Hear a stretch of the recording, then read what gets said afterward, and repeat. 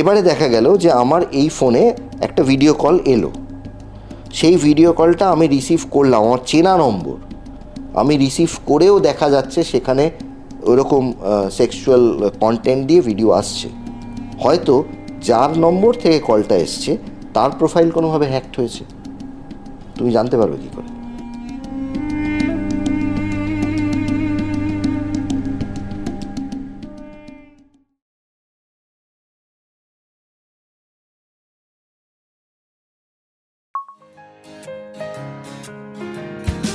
এক cup coffee, কাফি কথারই তুফান, এই টেবিলে সবই আছে খেলা থেকে গান। আমাদের গল্পের সবই হবে হিট, কারণ সঙ্গে আছেন অতিথি এবং ইন্দ্রজিৎ। আপনি যখন ভিডিওটা দেখছেন, ইন অল প্রবাবিলিটিস বেশিরভাগ লোকজন এটা মোবাইলে দেখছেন, কিছু লোকজন ল্যাপটপ, ডেস্কটপ এইসবে দেখছেন, কিছু লোকজন স্মার্ট টিভিতে দেখছেন। আমরা কিন্তু প্রত্যেকে ইন্টারনেটে কানেক্টেড, এবং ইন্টারনেট এমন একটা জায়গা যেখানে আমরা প্রত্যেকটা সময় ভীষণভাবে ভালনারেবল। কি হতে পারে ইন্টারনেটে? মানে it's a jungle out there. সেখানে কিছু সাইবার লজ আছে, কিছু সাইবার প্রোটেকশন আছে, এবং কিছু প্রিভেন্টিভ মেজার্স আছে। আজকে আমাদের এবং ইন্দ্রজিতে গেস্ট হচ্ছেন রাজস্বী রায়চৌধুরী, সাইবার গুরুর থেকে। তার সঙ্গে আমরা আলোচনা করব on the cyber security side. আপনি যদি একটুও চিন্তিত থাকেন যে ইন্টারনেটে কি হচ্ছে, কি না হচ্ছে, কিভাবে নিজেকে বাঁচাতে পারি, এই এপিসোডটা আপনার ডেফিনেটলি দেখা উচিত। Introducing Rajaswi Raychaudhuri from Cyber Guru. Rajaswi, আমরা যে এই cyber warfare, cyber hacking, cyber ব্যাপারটা কি?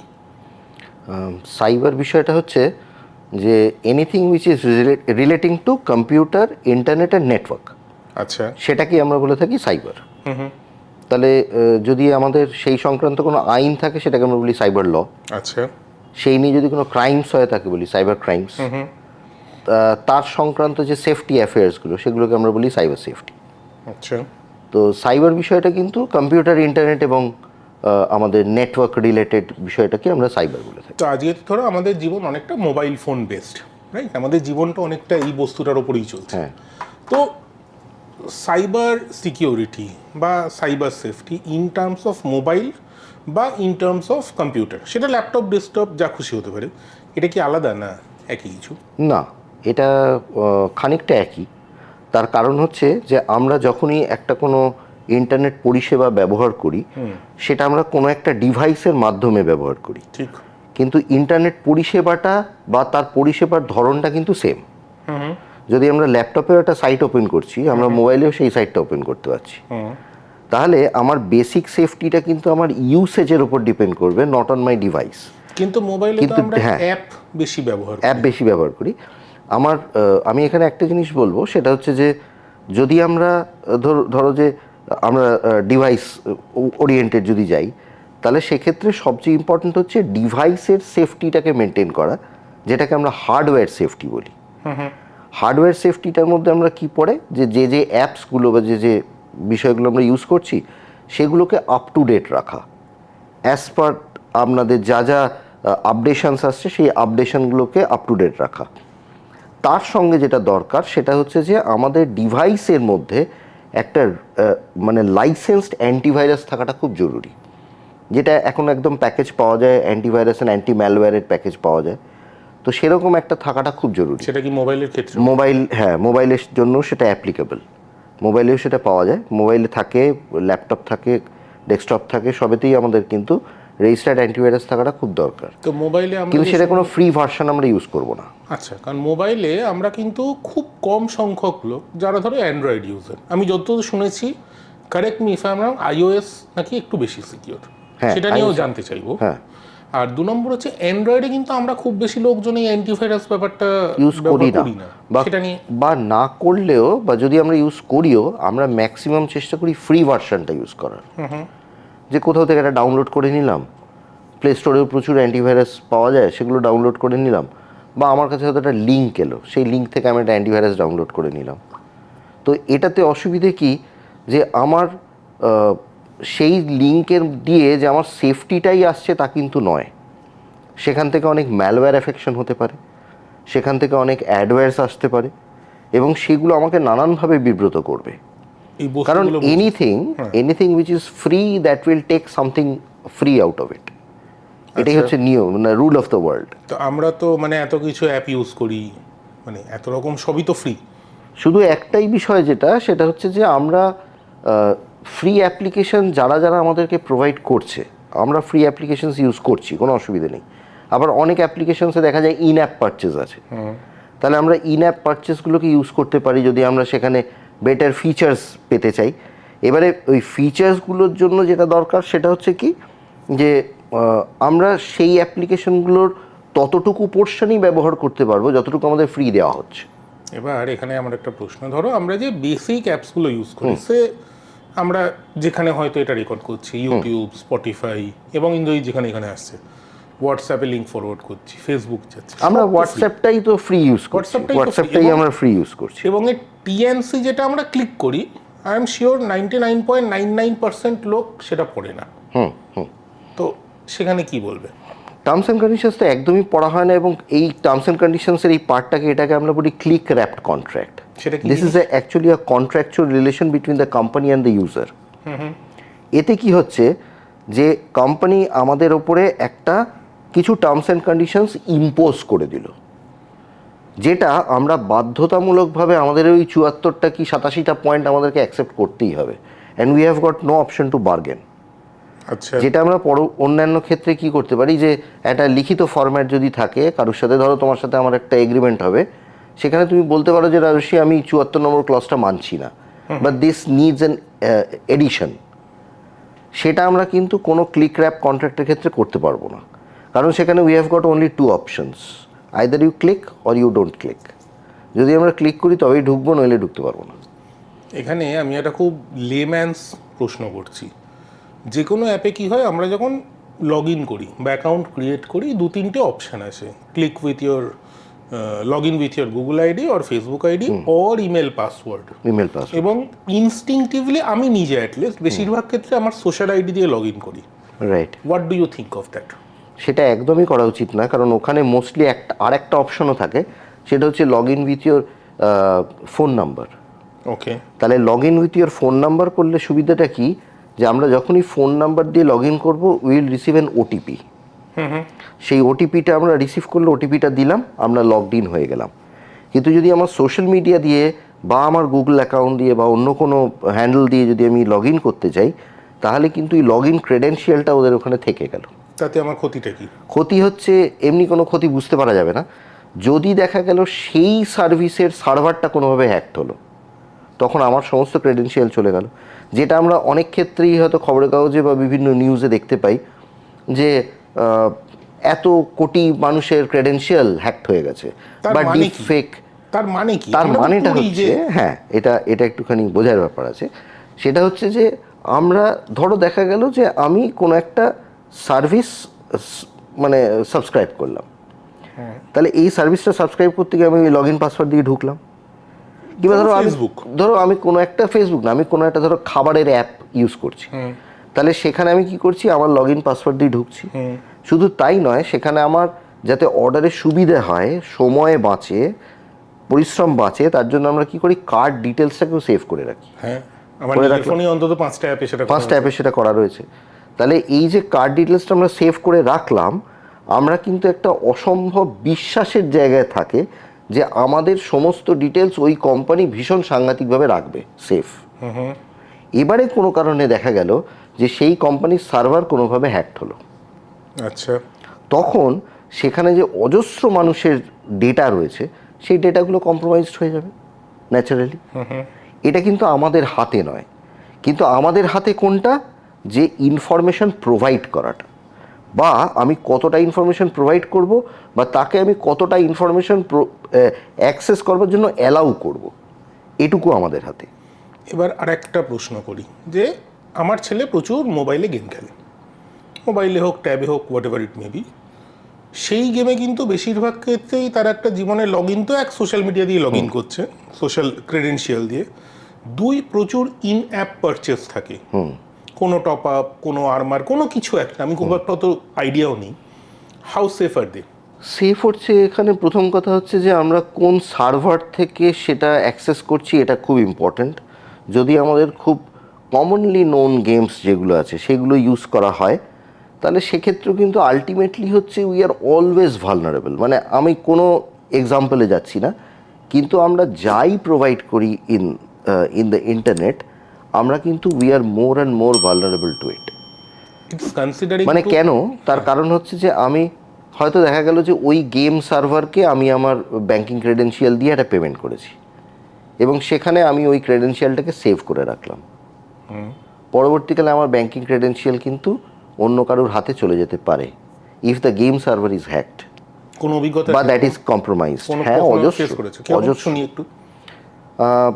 আমাদের তো এই রিসেন্ট কেসটাতেই হলো, আমাদের একটা খুব মানে নাম করছি না, কিন্তু খুব ইম্পর্ট্যান্ট একটা ফুড অ্যাপের ক্ষেত্রেই তো হলো যে সেক্ষেত্রে তার সমস্ত ডেটা, তার ক্লায়েন্ট ডেটা থেকে আরম্ভ করে তাদের এমপ্লয়ি ডেটা সমস্ত কিছু চলে গেল হ্যাকার্সদের কাছে। এরকম কোনো প্রবলেম তুমি ফেস করেছো ফ্রম ইওর কোম্পানি সাইবার গুরু? কোনো কেস বলতে পার্সোনাল ডেটা চলে যাওয়া তো অজস্র আর কি, মানে সেরকম তো প্রচুর। এবং যে কোনো একটা হ্যাকিংয়ের ক্ষেত্রে বা ফিশিংয়ের ক্ষেত্রেও তো পার্সোনাল ডেটা চলে যাচ্ছে। What is fishing? ফিশিং বিষয়টা হ্যাকিংয়ের থেকে একটু আলাদা। হ্যাকিং বিষয়টা হচ্ছে যে আমি তোমার বিনা অনুমতিতে তোমার সিস্টেমের মধ্যে ঢুকবো, দ্যাট ইজ হ্যাকিং। বেশ কথা, ভেরি মানে সিম্পল।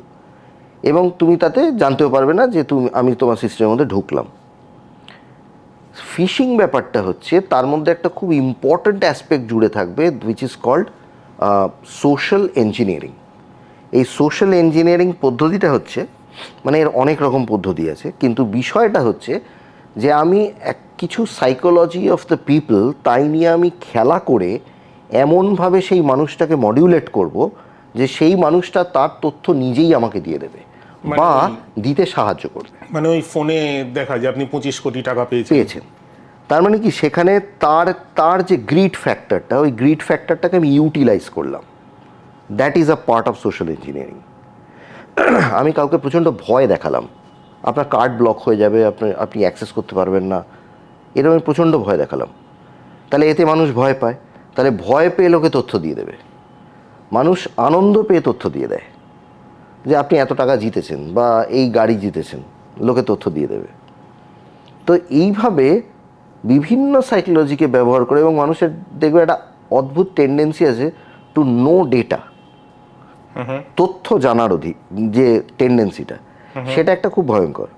কোভিডের টাইমেই আমরা দেখেছি আজ কতজন মারা গেল, কাল কতজন সুস্থ হলো, তারপরের দিন কতজন বাড়ি এলো। এগুলো নিয়ে আমাদের কোনো মানে আমরা কিছু করবো না সেটা নিয়ে, but we was always concern যে আমরা এই তথ্যটা কোথা থেকে জানতে পারবো। এবং যখনই আমরা এরকম একটা কিছু ভাবনা আমাদের মাথায় আসবে, তখনই কিন্তু দেখা যাবে যে সেইটা দিয়ে একটা ক্রাইম শুরু হয়ে গেছে। আচ্ছা, মানে এবং যদি তুমি ফিশিং ক্রাইমসগুলো দেখো, সেটা দেখবে always in a very hot টপিক্সের ওপরে হবে। উদাহরণ দাও। কোভিড এলো, কোভিড নিয়ে ক্রাইম। কোভিডের সময় হোম ডেলিভারি সিস্টেম, তাই নিয়ে ক্রাইম। কোভিডের পরে যশ এলো, তাই দিয়ে ক্রাইম। আমফান এলো, তাই নিয়ে ক্রাইম। একটা উদাহরণ যেমন ধরো আমফানের পরে প্রচুর এরকম সাইটস এবং প্রচুর হ্যান্ডেলসের খুলে গেছিলো, যারা কন্টিনিউয়াসলি বলছে কি যে আমরা এরকম ত্রাণের জন্য আমাদের ক্রাউড ফান্ডিং করতে লাগবে। তো তারা প্রচুর পয়সা সেখান থেকে তুলেছে, এবং ন্যাচারালি এটা এমনই একটা ইস্যু যেখানে স্বাভাবিকভাবেই মানুষ 2-10 টাকা হলেও দেবে। ফলে তাতে প্রচুর সংখ্যক মানুষ প্রচুর পয়সা সেখান থেকে কিন্তু বার করেছে, এবং তারা অ্যাকচুয়ালি সেই কাজটা করেনি, এরকম হয়েছে। সেটা তো এক জিনিস যে আমি কিছু কাজের জন্য টাকা নিলাম, কাজটা করলাম না, this is a crime. Jamtara fraud তো ইজ এ ডিফারেন্ট গেম, মানে আমরা যেটা নেটফ্লিক্স জামতারা ফ্রড বেসিক্যালি কিন্তু তারা ওই হ্যাকিং আর ফিশিং এর মধ্যেই থাকে, তারা ফিশিং এর বাইরে করে যায় না। এবার ফিশিং এর ক্ষেত্রে কিন্তু দে আর ভেরি মাচ, তারা খুব ওয়াকিবহাল about the social media situations, যে মানুষের বিহেভিয়ারাল অ্যাসপেক্টটাকে ওরা খুব সুন্দরভাবে স্টাডি করে সেইগুলো নিয়ে ওরা ক্রাইম শুরু করে। তার মধ্যে ব্যাংকিং, মানে আমাদের অ্যাকচুয়ালি না যে কোনো একটা সাইবার ক্রাইমে 3টে জিনিসের ক্ষতি হয়, তার বাইরে আর কিছু ক্ষতি হয় না। একটা হচ্ছে তথ্য যায়, একটা হচ্ছে অর্থ যায়, আর একটা হচ্ছে সম্মান যায়। খেয়াল করে দেখো, এই 3টে জিনিসের বাইরে কিন্তু আর কিছু যাওয়ার নেই, আর যাওয়ার মতো রইলোটাই বাকি। আর যাওয়ার মতো কিছু রইলোটাই বাকি। তো ফার্স্ট যেটা আমাদের সুরক্ষিত রাখতে হবে বা যেটা চলে যায় আমাদের থেকে, দ্যাট ইজ ডেটা, তথ্য।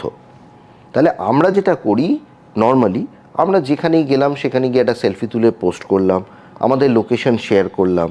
কেউ হয়তো একটা গাড়ি কিনেছেন, গাড়ির নাম্বার প্লেট দিয়ে একটা ছবি দিলেন, কিংবা হয়তো কোথাও বেড়াতে গেলেন সেখানকার ছবি দিলেন, বা কোথায় গেলেন সেই লোকেশনটা দিলেন। তাতে দুটো সমস্যা। প্রথম কথা হচ্ছে আমাদের ডেটাটা গেল, ডেটাটা কারোর না কারোর কাছে ওপেন হলো। মানে আমাকে যদি এরকম একটা ছবি দিয়ে দেওয়া হয় যেখানে কারোর একজনের নাম্বার প্লেট দেওয়া আছে, আমি তার ব্যাপারে 4 পাতা রচনা লিখে ফেলতে পারবো, কারণ এত ডেটা সেখান থেকে পাওয়া সম্ভব। তুমি জাস্ট কার ইনফো খোলো, কার ইনফো খুলে সেখান থেকে দেখো, তুমি এই নাম্বার দিয়ে উইল গেট এভরি ডেটা। গাড়িটা কবে পারচেস হয়েছে, তার চেসিস নাম্বার, নাম্বার, কবে তার ইন্স্যুরেন্স আছে, ইন্স্যুরেন্স কবে ল্যাপস হচ্ছে, কোন কোম্পানির ইন্স্যুরেন্স, এভরিথিং ইজ অ্যাভেলেবল। এবার যদি সেই মানুষটার কাছে একটা ইন্স্যুরেন্স কোম্পানির নাম করে কল যায় যে আপনার ইন্স্যুরেন্সটা তো শিগগিরই ল্যাপস হয়ে যাচ্ছে, আমি আপনাকে একটা অফার দিচ্ছি, 100 টাকা আপনি যদি দেন 2 বছরের জন্য ইন্স্যুরেন্সটা রিনিউড হয়ে যাবে। গ্রিড ফ্যাক্টর, লোভ হচ্ছে, অবশ্যই হচ্ছে। এই গ্রিড ফ্যাক্টরে মানুষ পা দিচ্ছে, দিয়ে তারা সেখানে পয়সা দিচ্ছে।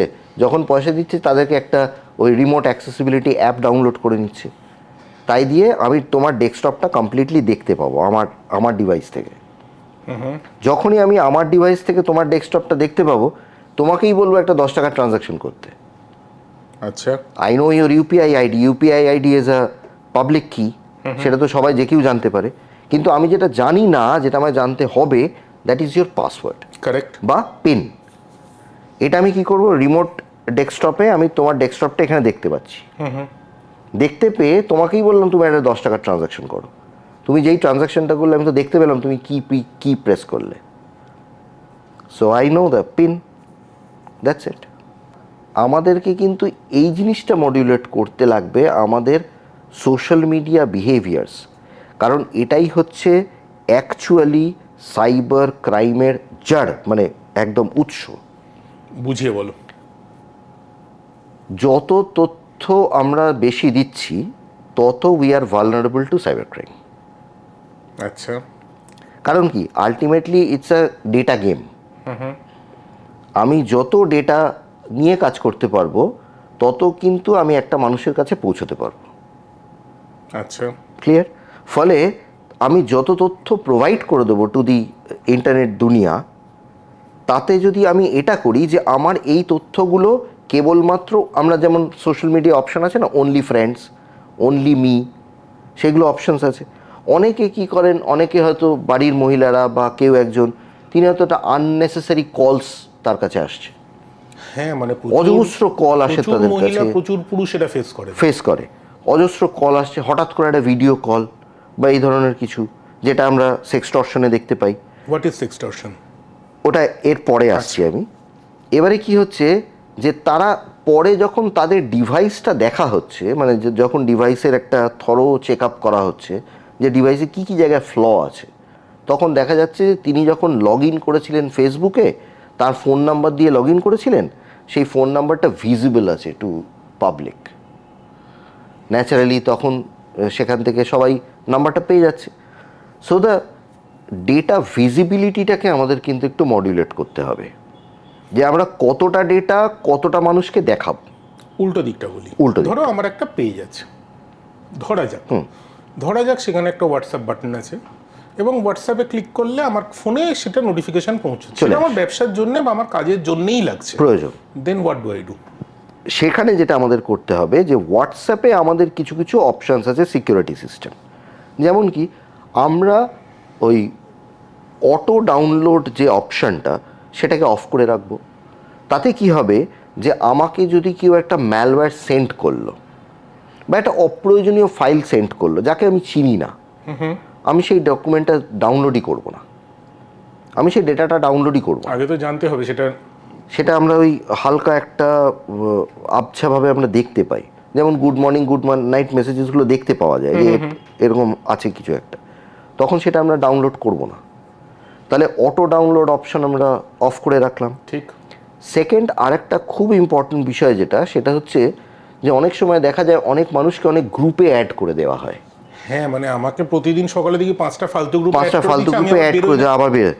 এতে যেটা সমস্যা সেটা হচ্ছে যে হয়তো দেখা গেল যে কোনো একটা টেররিস্ট গ্রুপে আমাকে অ্যাড করে দেওয়া হলো। মানে আমি ঠিক না ভুল না অন্যায় করেছি কি করিনি এটা তো অনেক দূরের কথা। ফার্স্ট লেভেল অফ হ্যারাসমেন্ট যেটা হবে সেটা তো মারাত্মক। কিরকম? সেটা পুলিশ এসে আমাকে অ্যারেস্ট করতে পারে, মানে that's a legal harassment. That's a legal harassment, কিন্তু সেটা তো আমি হ্যারাসড হব। তার জন্য আমাদের অপশন কি যে আমরা গ্রুপে অ্যাড করাটা বন্ধ করে দিতে পারি, ওখানে অপশনস রয়েছে। হোয়াটসঅ্যাপে অপশন রয়েছে, হোয়াটসঅ্যাপে অপশন আছে যে who can add to a group. সেখানে যদি কেউ আমাকে গ্রুপে অ্যাড করে আমার কাছে একটা মেসেজ আসবে, আই উইল রিভিউ, যদি আমি মনে করি সেটা অ্যাড করবো তবেই অ্যাড করবো, নাহলে করবো না। Okay, so I have got options. তাহলে আমাকে যদি কেউ পরবর্তীকালে অ্যাড করতেও যায় তাহলে কেউ অ্যাড করতে পারবে না directly until and unless I give permission. এটা নর্মাল হোয়াটসঅ্যাপে আছে? নর্মাল হোয়াটসঅ্যাপে আছে, নর্মাল হোয়াটসঅ্যাপ অ্যান্ড বিজনেস দুটোতেই আছে।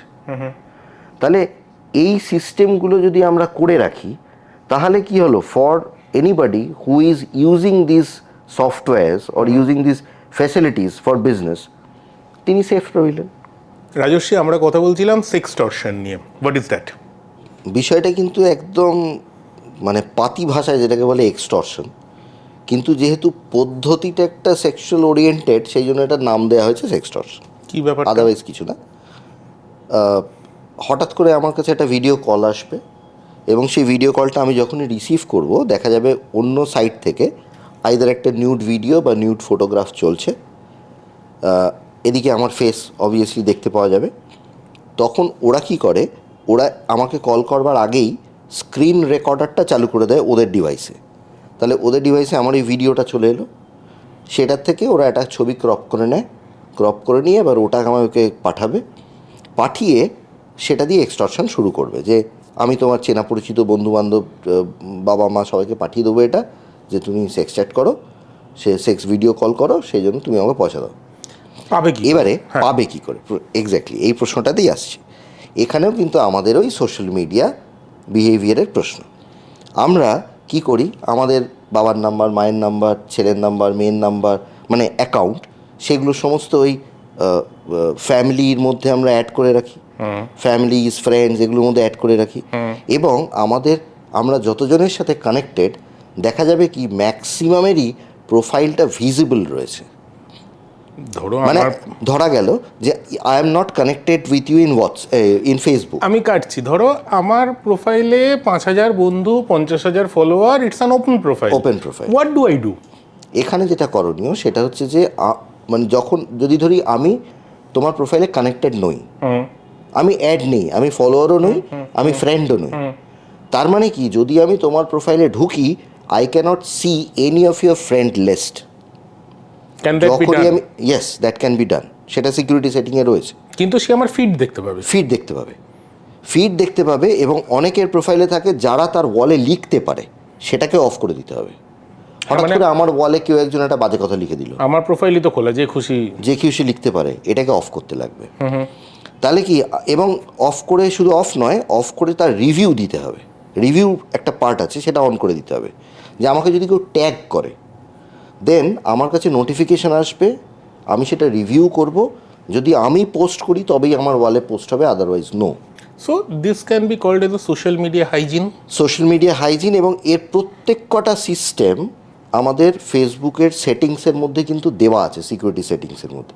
আমরা কেউ ঘাঁটি না। মানে সেটা কি অ্যান্ড্রয়েড, আইওএস? মানে ফেসবুকে দেওয়া আছে, ফেসবুকের সাথে অ্যান্ড্রয়েড আইওএসের কোনো ব্যাপার নেই, কিন্তু ফেসবুকের নর্মাল সিস্টেমের মধ্যে এটা দেওয়া আছে, ইটস আ সিস্টেম সেটিং। কিন্তু আমরা এই বিষয়গুলোকে করি না। এতে কি হলো, যে আমার ওই ভিডিওটা রেকর্ড করলো সে আমার যে কোনো একজনের অ্যাক্সেস পেয়ে গেল, এবং তারা হচ্ছে উসুলোবালি চোর। তারা কি করে, প্রথমে তার অ্যাকাউন্টে ঢুকবে, দিয়ে যাবে মেসেঞ্জারে গিয়ে তার ওয়ালে ওই ছবিটাকে পেস্ট করবে, মানে মেসেঞ্জারে ওই ছবিটাকে পোস্ট করবে, পোস্ট করিয়ে একটা স্ক্রিনশট নিয়ে নেবে। তুমি তার মেসেঞ্জার খুলে বসে নি সবসময় রিড করবার জন্য, অর্ধেক তো স্প্যাম ফোল্ডারে যায়, অর্ধেক স্প্যাম ফোল্ডার। তুমি যখনই ওটাকে পোস্ট করলো, পোস্ট করেই স্ক্রিনশট নিয়ে নিল, স্ক্রিনশট নিয়ে ওই পোস্টটাকে ডিলিট করে দিল, হলো। তার মানে কি, যদি অন্য কারুর কাছে গেল তাহলে সে কিন্তু, তাকে যদি তুমি পরে জিজ্ঞেস করো যে এরকম কোনো ছবি তোমার কাছে এসছে, সে বলবে না তো। জানবেই না। জানবেই না। অথচ তোমাকে ওই ছবিটা দিয়ে ভয় দেখানো হবে যে দেখো তোমার বাবাকে কিন্তু আমি এই ছবিটা পাঠিয়ে দিয়েছি। তাহলে কি করব? ফার্স্ট হচ্ছে আমাদের এই ভিজিবিলিটিগুলোকে অফ করতে লাগে। ধরো হয়ে গেল, প্রোফাইল ভিজিবিলিটি অফ। এবার যদি আমার সাথে এরকম কোনো রকম কলিং আসে এবং তাতে যদি আমার কোনো রকম ভিডিও রেকর্ডিং হলো, তাহলে আমি তাকে বলবো তুমি যা খুশি করে নাও, আমার কিছু করার নেই। এবার যদি সে কোনো একটা ইউটিউব চ্যানেলে গিয়ে সেটা তুলে দেয়, তুমিও কিছু করতে পারবে না, আমিও কিছু করতে পারবো না, পুলিশও কিছু করতে পারবে না। কিন্তু আর প্রথম জিনিস হচ্ছে কি, যখনই একটা ভিডিও কল আসবে, সেটা যদি আননোন হোক বা নোন হোক, কেন নোন বলছি তার কারণ রয়েছে। আননোন বা নোন, সেক্ষেত্রে আমরা ভিডিও কলিং রিসিভ করবার সময় ওপরের ক্যামেরায় আমরা একটা আঙুল চাপা দিয়ে কলটা রিসিভ করব, সো দ্যাট ইনিশিয়ালি আমাদের ফেসটা দেখতে পাওয়া যাবে না। ওকে। যদি আমি দেখি উল্টো সাইড থেকে আমার পরিচিত লোক রয়েছে, then I will remove the finger, otherwise I will cut the phone. Okay okay. Bangla পদ্ধতি, খুব সহজ সিস্টেম। এবারে দেখা গেল যে আমার এই ফোনে একটা ভিডিও কল এলো, সেই ভিডিও কলটা আমি রিসিভ করলাম, আমার চেনা নম্বর, আমি রিসিভ করেও দেখা যাচ্ছে সেখানে ওরকম সেক্সুয়াল কন্টেন্ট দিয়ে ভিডিও আসছে। হয়তো যার নম্বর থেকে কলটা এসছে তার প্রোফাইল কোনোভাবে হ্যাকড হয়েছে, তুমি জানতে পারবে কী করে? সেক্ষেত্রেই ক্যামেরা চাপা দেওয়া। ক্যামেরা চাপা দিয়ে ফোন রিসিভ করা ছাড়া কোনো দ্বিতীয় গত্যন্তর নেই। ধরো সব করেও গন্ডগোল হয়ে গেল, এবার একটা সাধারণ লোক কোথায় যাবে? যদি কোনো কারণে গন্ডগোল হয় তাহলে অপশান দুটো।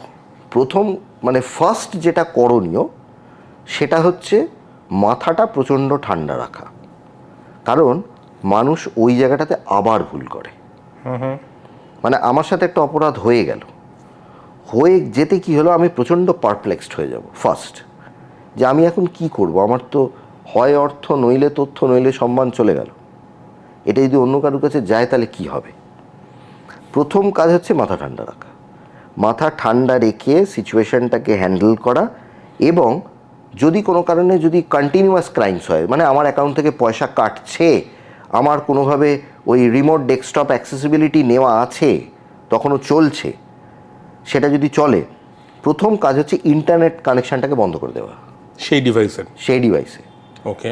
যদি আমি ইন্টারনেট কারণ ওটা তো ইন্টারনেটের থ্রু দিয়েই কানেক্টেড দুটো মানুষ, যে আমি আমার ইন্টারনেট কানেকশানটাকে অফ করে দেবো, যেটা ওরা কন্টিনিউয়াসলি ওদের ডেস্কটপ থেকে চাইবে আমাকে না করতে দেওয়ার, আমি যখনই ডাউন করবো ওরা আপ করে দেবে, এটা ওরা করবে। তাহলে যদি সেরকম হয় আমরা ফোনটাকে ডাইরেক্ট সুইচ অফ করে দেবো, তার মানে ইন্টারনেট কানেক্টিভিটি অফ হয়ে গেল। অফ হয়ে যেতে কী হবে, তাহলে আমার রিমোট ডেস্কটপ অ্যাক্সেসটা বন্ধ হয়ে যাবে। ওকে। এটা হচ্ছে 1 নম্বর।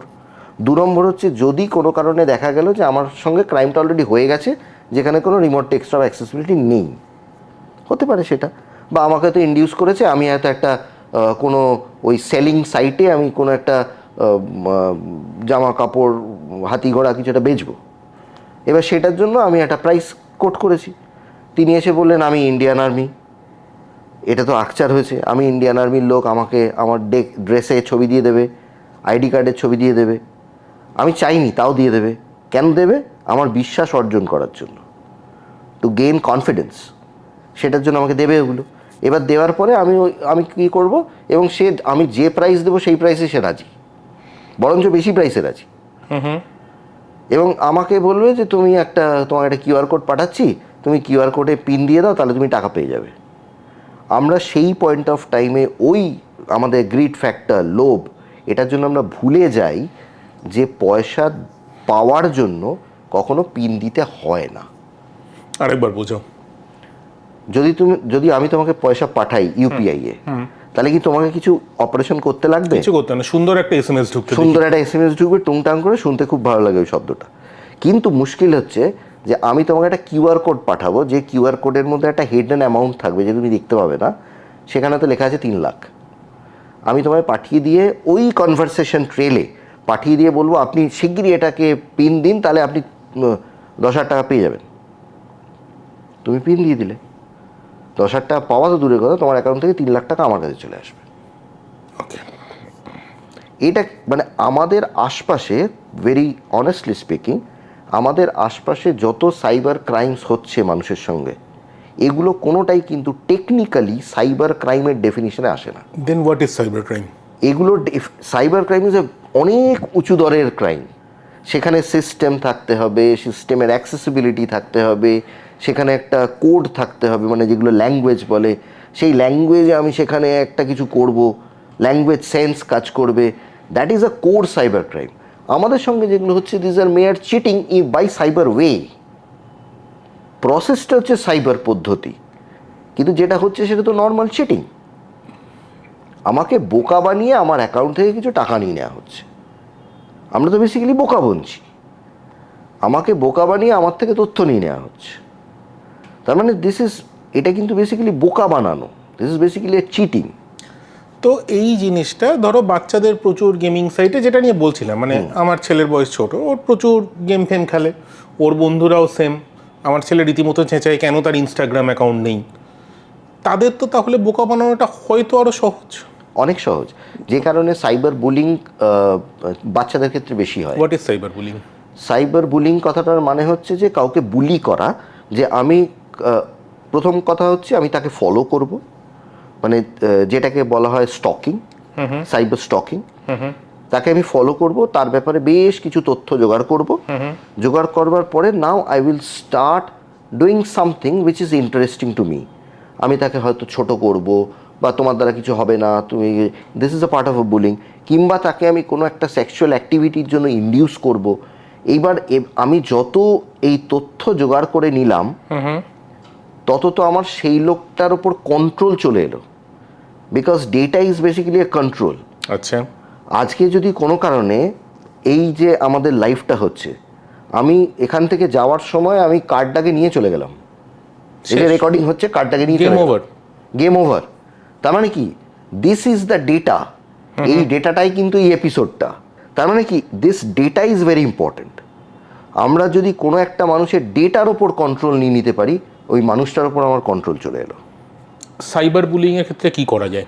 সাইবার বুলিং এর ক্ষেত্রে প্রথম কথা যেটা করণীয়, এই জিনিসটা আমি রায়সী কাটছি, এটা আমি চাইছি তুমি বাচ্চাদের জন্য লেম্যানস ল্যাঙ্গুয়েজে বলো। একদম প্রথম যেটা করণীয় সেটা হচ্ছে যে বাচ্চাদেরকে যতটা সম্ভব স্ক্রিন টাইমটাকে একটু মডিউলেট করা। কারণ আমাদের এই কোভিড পিরিয়ডের সময় থেকে তাদের স্ক্রিন টাইম অজস্রভাবে বেড়ে গেছে, ঘেঁটে গেছে পুরো। এবার হঠাৎ করে তাদেরকে বলা যে না তোমরা আজকে থেকে মোবাইল ইউজ করা বন্ধ, তারা তো খেপে যাবে। অথবা তুমি একটা সাংঘাতিকভাবে তার উপর একটা ইম্পোজ করে দিলে যে তুমি যা করবে আমি কিন্তু তার উপর নজরদারি করব। সেটা যদি করো তাহলে সেটা তার একটা সাইকোলজিক্যাল এফেক্ট আসবে, যে বাবা মা আমাকে বিশ্বাস করে না। তাহলে তার সঙ্গে এটা কিন্তু আমাদের যেটা করণীয় সেটা হচ্ছে we have to talk to them, তাদের সাথে কথা বলা, ইন্টারাকশনটা তাদের সাথে বাড়ানো। এবং আরেকটা খুব ভালো পদ্ধতি আছে যেগুলো যারা চাইল্ড সাইকোলজিস্ট তারা সাজেস্ট করেন, সেটা হচ্ছে তাদেরকে কিছু একটা রেসপন্সিবিলিটি দেওয়া। যেমন আজ গাছের জলগুলো তোমাকে দিতে হবে, সকালবেলার আর রাতের মশারিটা টাঙানো আর নামানো এটা তোমাকেই করতে হবে। এটা যদি তুমি না করো তাহলে অনুমি পড়ে থাকবে। আচ্ছা, এইখান থেকে এই বাসনগুলোকে তুলে ওই জায়গায় গুছিয়ে রাখার দায়িত্বটা তোমার। সাধারণ নর্মাল হাউসহোল্ড অ্যাক্টিভিটিস। এবং তাতে কি হচ্ছে, তার দুটো সুবিধে। প্রথম কথা, স্ক্রিন টাইম কমলো। দ্বিতীয় কথা হচ্ছে তার একটা সেন্স অফ রেসপন্সিবিলিটি তৈরি হলো, যে আমাকে পার্টিকুলার ওই টাইমটায় গাছে জল দিতে হবে, আমাকে পার্টিকুলার ওই সময়টাতে খেলতে যেতে হবে, আমাকে ওই টাইমটাতে যদি আমি এটা না করি তাহলে ইট উইল লুক অড, যে মশারিটা টাঙানো পড়ে থাকবে ঘরের মধ্যে। এবং প্রথম কথা সেন্স অফ রেসপন্সিবিলিটি, এবং তার একটা পার্টিসিপেশন টুয়ার্ডস দ্য ফ্যামিলি বাড়বে। আচ্ছা, এটা খুব ইম্পর্টেন্ট যে তাকে ইনভলভ করা ইন ফ্যামিলি অ্যাফেয়ার্স, তার সাথে বসে সময় কাটানো। আমরা নর্মালি কি করি, বাবা মায়েদের ক্ষেত্রে অধিকাংশ ক্ষেত্রেই কি হয়, বাড়িতে গিয়ে বাবা মারা নিজেরা বিজি হয়ে গেল in their own mobile and laptops. আর অফিস তো আজকাল অফিসের পরেই শুরু হয়, অফিসে কম অফিস হয়, হ্যাঁ অফিসে কম অফিস হয়, বাড়িতে অফিস বেশি হয়। তো এটাকে যদি আমরা একটু মডিউলেট করতে পারি, যে আমরা বাড়িতে গিয়ে অফিসিয়াল অ্যাক্টিভিটি কম করব, unless it is absolutely not required, যেটা আমাদের ক্ষেত্রেও সবসময় করতে হয়, আমাদের 24/7 কাজ করতে হচ্ছে। কিন্তু তার মধ্যেও যদি কিছুটা সময় তার সাথে কথা বলা, বা সে একটা কিছু হয়তো খুব সামান্য একটা বিষয় নিয়ে কথা বলতে এলো, তখন আমি একটা খুব ইম্পর্টেন্ট কাজ করছি, আমি আমার ইম্পর্টেন্ট কাজটাকে 2 মিনিটের জন্য বন্ধ করে তাকে একটু সময় দিলাম 5-10 মিনিট। দিন থেকে 5-10 মিনিট স্ক্রিন টাইমটা তো কমলো। এটা খুব ইম্পর্টেন্ট একটা অ্যাসপেক্ট, এটা খুব সাইকোলজিক্যাল অ্যাসপেক্ট। দ্বিতীয় জিনিস যেটা, সেটা হচ্ছে আমাদের কিছুটা মডিউলেশন ইন সফটওয়্যার অ্যাক্টিভিটিস দরকার। গুগলের বেশ কিছু সার্ভিসেস রয়েছে, অন্যান্য কিছু সার্ভিসেস রয়েছে, যারা বাচ্চাদের কোনো একটা মোবাইলকে ট্যাগ করে নেওয়া যায় এবং তাই দিয়ে সেগুলোকে তারা কী অ্যাক্টিভিটি করছে সেগুলোকে নজরদারি করা যায়। সেটা তাদেরকে বলারও দরকার নেই, নর্মালি করে নিয়ে সেটা একটা ওভারঅল ভিউ দেখে নেওয়া। তাতে যদি কোনো একটা সাইট ব্লক করতে হয় তাহলে সেটা আমরা এখান থেকে ব্লক করে দিতে পারবো, করতে হবে, সেটা কোনো অসুবিধা নেই। যে স্পেশালি এখন ইউটিউব ইজ এমন একটা যেখানে হেন কোনো কন্টেন্ট নেই, সব আছে, এনিথিং অ্যান্ড এভরিথিং। তাহলে সেটা যদি বয়স দেখে আমরা ইউটিউব কিডস ইউজ করতে পারি, হয় না, সেটা তুমিও জানো আমিও জানি, হয় না। আমার ছেলে 7-এ পড়ে, হ্যাঁ, হয় না। কিন্তু মানে ওই জিনিসটাকে একটু মডিউলেট করা, যে তার উপরে একটু নয়, কারণ সে জানে যে এন্ড অফ দি ডে বাবা মা আমার মোবাইলটা চেক করবে, এটা একবার একটু তাদের মাথায় ঢুকিয়ে দেওয়া। এটা যদি হয়, এবং তাদের কাছে অনেক সময় কি হয়, ওই কারুর কার্ড, বাবা মায়েদের কার্ডের অ্যাক্সেসিবিলিটি প্রচণ্ড থাকে, পেমেন্ট কার্ডসের, মানে যেগুলো আমাদের ক্রেডিট কার্ড, ডেবিট কার্ডের অ্যাক্সেসিবিলিটি প্রচুর থাকে। আচ্ছা, একটা খুব সহজ বিহেভিয়ার রাজস্বী আমি দেখি, আমি জানি না, মানে তুমি হয়তো করো না, আমরা না ফ্রিতে পাবলিক ওয়াইফাই দেখলেই আগে গিয়ে কানেক্ট করে নেবো। এটা আগে করবো। এটা ভীষণ রকমের গন্ডগোলের জায়গা। কীরকম? সেখান থেকে আমাকে বিভিন্ন রকমের লিঙ্ক আসতে পারে, যদি আমি সেই লিঙ্কে ক্লিক করি তাহলে আমার প্রোফাইল হ্যাকড হতে পারে, মোবাইল হ্যাকড হতে পারে। এরকম তো একজন সেলিব্রিটির সঙ্গেই আমাদের হয়েছে, আমি নাম বলবো না, তার সাথেই হয়েছে।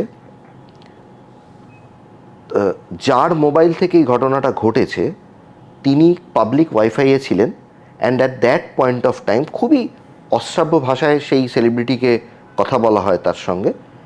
কিন্তু সেই পয়েন্ট অফ টাইম যখন ইনভেস্টিগেশন করা যায়, দেখা যায় যে তিনি তার ওয়াইফের সাথে মুভি হলে বসে মুভি দেখছিলেন, but he was connected in public wifi. ফলে এইবারে দেখতে হবে যে ওই পাবলিক ওয়াইফাই এর ক্ষেত্রে কোন মানে এটা না কি হচ্ছে, ওয়ার্ল্ডটা অনেক বড় হয়ে যাচ্ছে, চওড়া হয়ে যাচ্ছে। আমাদের যেটা করতে লাগে সেটা হচ্ছে বিষয়টাকে ন্যারো ডাউন করা ইনভেস্টিগেশনের জন্য। বোঝাও, মানে এই যে প্রথমে বললাম যে আমরা সোশ্যাল মিডিয়াতে সবাইকে সব অ্যাক্সেস দিচ্ছি, বা সবার প্রোফাইলটা আমরা অন করে রাখছি, ওপেন টু অল। তাতে কি হচ্ছে, কোনো একটা অফেন্স যদি হয় তাহলে আমাকে কিন্তু ওই 5,000 বন্ধু আর 10 কোটি লোকের মধ্যে খুঁজতে হবে, উইচ ইজ লিটারেলি ইম্পসিবল। সেখানে যদি আমি অনলি ফ্রেন্ডসও করে রাখি তাহলে আমি ওই 5,000 লোকের মধ্যে খুঁজবো, আমার ব্র্যাকেটটা তো ছোট হয়ে গেল। কিন্তু সেটা তো অনেক ক্ষেত্রে আমাদের কাজ হ্যাম্পার করে দেয়।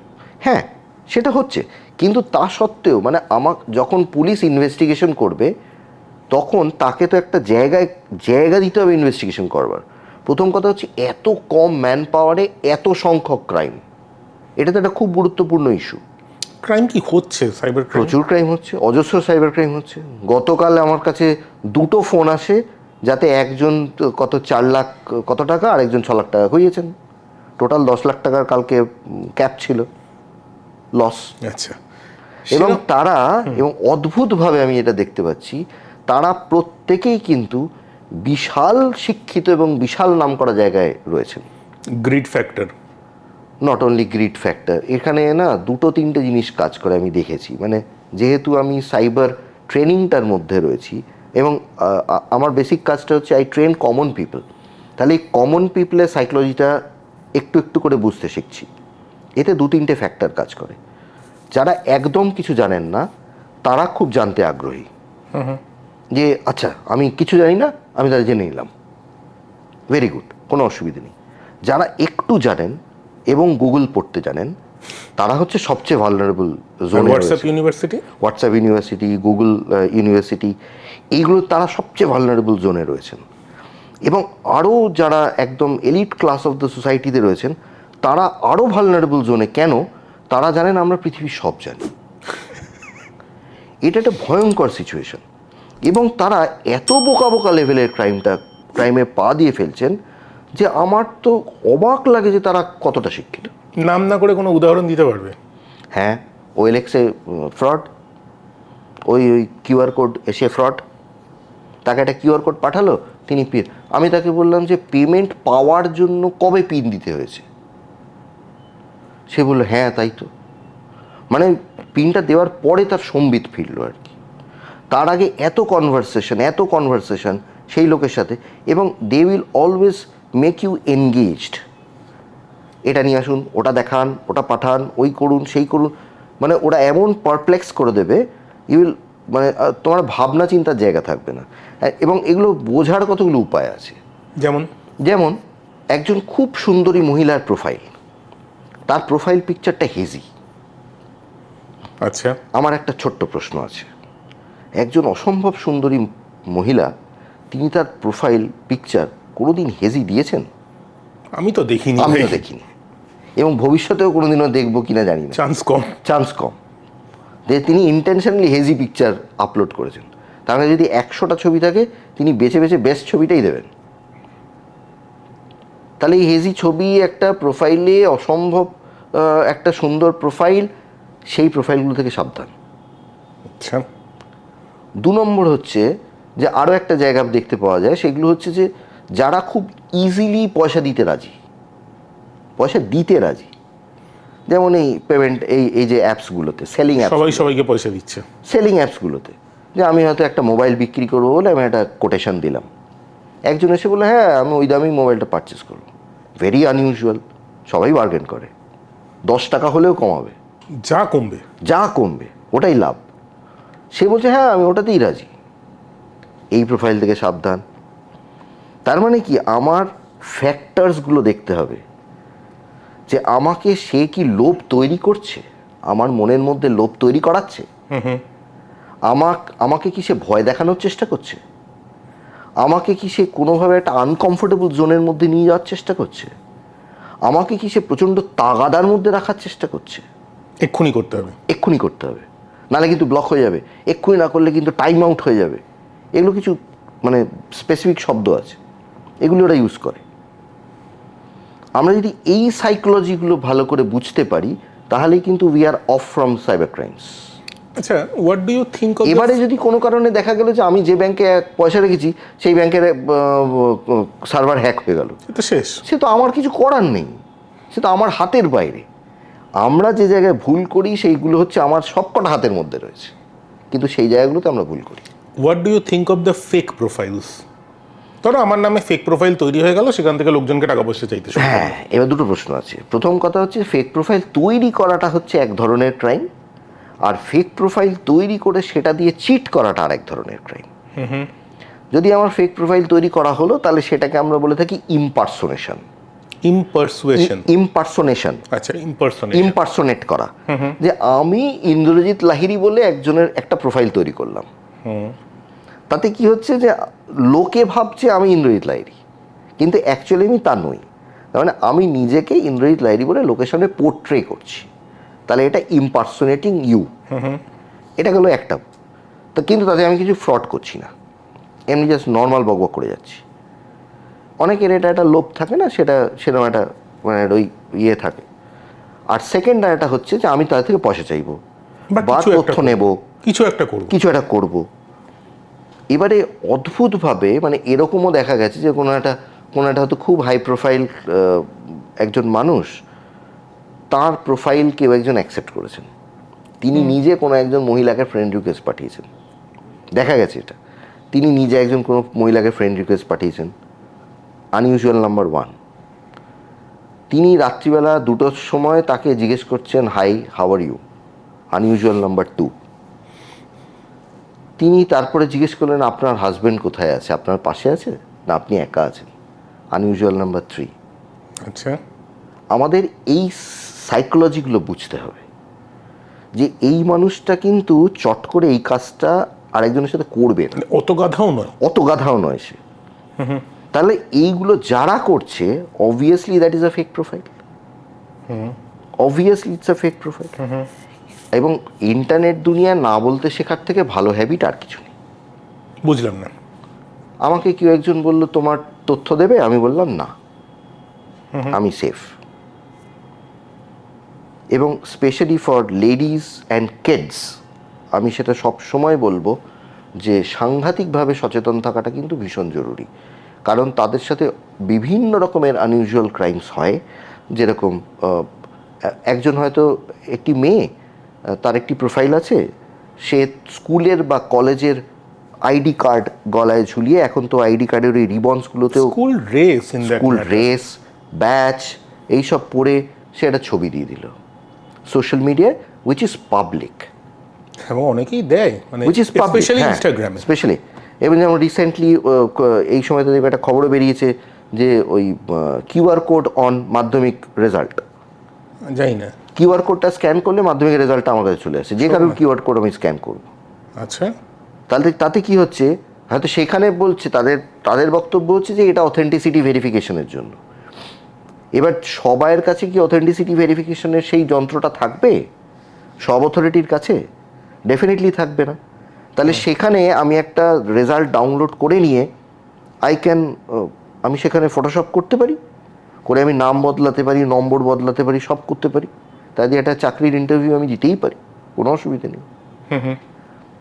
এবারে হয়তো সেখানে এটা বলা থাকছে যে তুমি পার্টিকুলার এই সাইটে ঢুকবে, ওই কিউআর কোডটা স্ক্যান করবে, বুঝতে পারবে এটা কার। এই তথ্যটা তো সবার কাছে থাকবে না।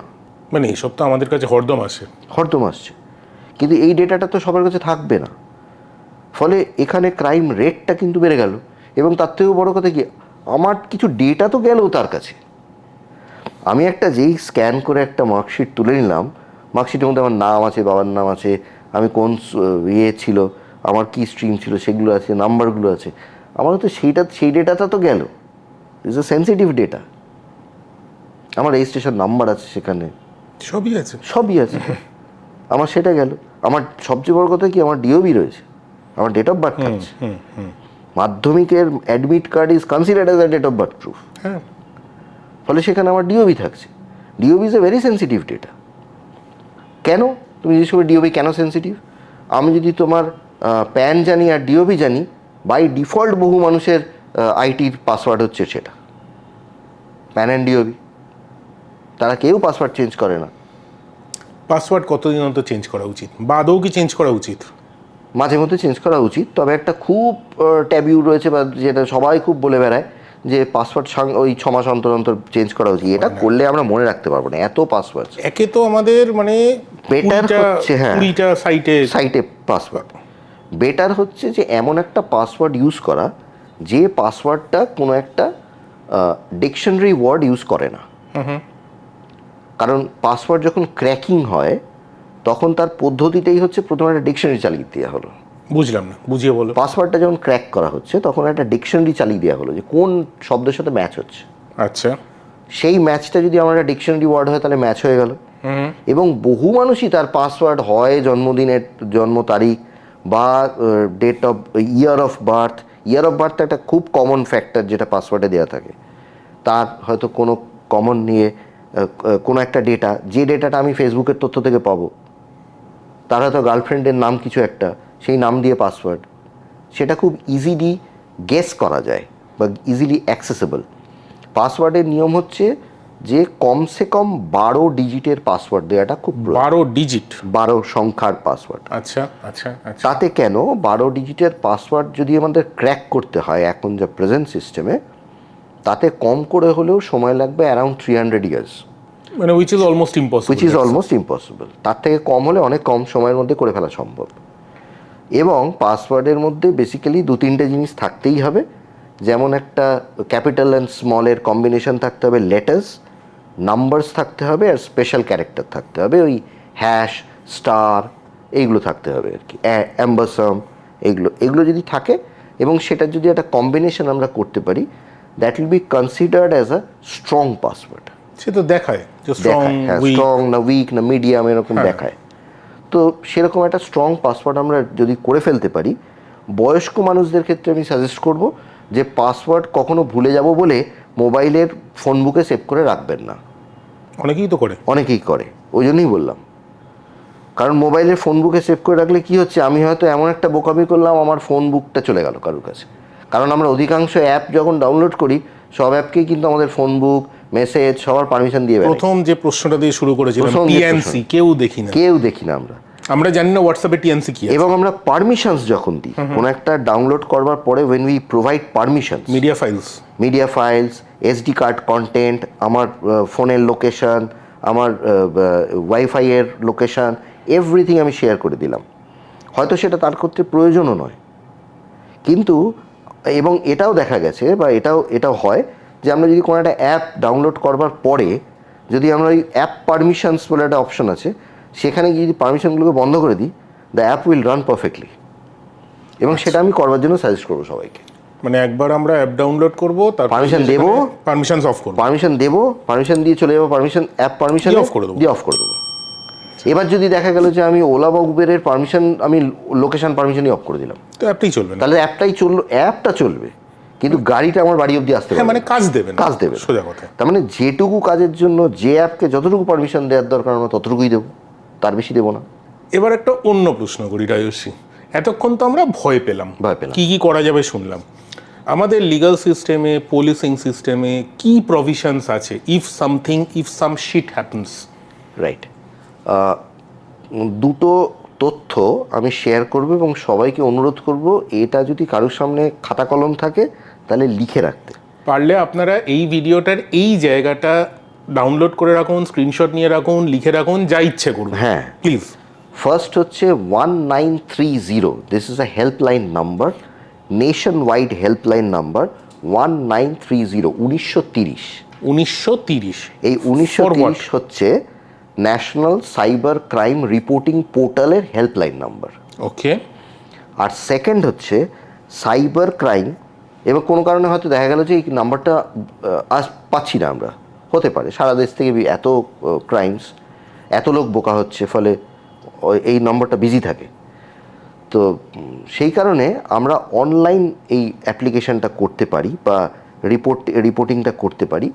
সেটা হচ্ছে সাইবার ক্রাইম, মানে www.cybercrime.gov.in, www.cybercrime.gov.in।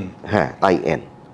আচ্ছা, এইটাতে আমরা রেজিস্টার করব আমাদের মোবাইল নাম্বার দিয়ে, ওটিপি আসবে, ওটিপি এলে আমরা সেখানে অনলাইন কমপ্লেন ফাইল করতে পারবো উইদিন। আমি সবসময় বলবো, কারুর সাথে যদি কোনো সাইবার ক্রাইম হয়ে থাকে, স্পেশালি ফাইন্যান্সিয়াল ক্রাইম যদি হয়, ব্যাংকের অ্যাকাউন্ট থেকে পয়সা চলে গেল বা এরকম কিছু, তাহলে first 1 hour is the most vital hour. For what? এটাকে আমরা বলি গোল্ডেন টাইম। যদি 1 hour-এর মধ্যে এটার এগেনস্টে অ্যাকশন নেওয়া যায়, রিপোর্ট করা যায়, এবং যে অ্যাকাউন্টে পয়সাটা গেল সেই অ্যাকাউন্টটাকে ডেবিট ফ্রিজিং করানো যায় by calling to the customer care of the bank, and they can do that. Okay. এটা যদি করতে পারে তাহলে কিন্তু পয়সাটা ওখানে গিয়ে আটকে যাবে। যদি আমাদের দেরি হয়, আজকে আমার রাত্রিবেলা ক্রাইম হলো, আমি কালকে সকাল 12টার সময় কি দুপুর 12টার সময় গিয়ে পুলিশ স্টেশনে যাচ্ছি, তার আগে কিছু করলাম না, শুধু টেনশন করলাম, তাহলে কিন্তু কাজের কাজ কিছু হবে না, পয়সা পাওয়ার সম্ভাবনা ভেরি রিমোট। কারণ প্রথম কথা হচ্ছে আমার বোকামিতে পয়সাটা গেছে। সেখানে RBI এর গাইডলাইন অনুযায়ী যদি আমি কোনোভাবে এড করি টু দি ক্রিমিনাল, তাহলে bank is not liable to refund back the money. Okay. তাহলে আমি পিন দিয়েছি, আমি কিছু একটা শেয়ার করেছি, তবেই পয়সা গেছে, মানে ছড়িয়েছি। কারণ বিনা পিনে, বিনা পাসওয়ার্ড না দিয়ে ইন্ডিয়ান লিগাল সিস্টেমে, মানে ইন্ডিয়ান ব্যাংকিং সিস্টেমে কারোর এখান থেকে পয়সা যায় না। আমি আমার ব্যাংকিং সিস্টেম দিয়ে দিলাম, এখন পয়সা নিয়ে দেখাক, নিতে পারবে না। আচ্ছা।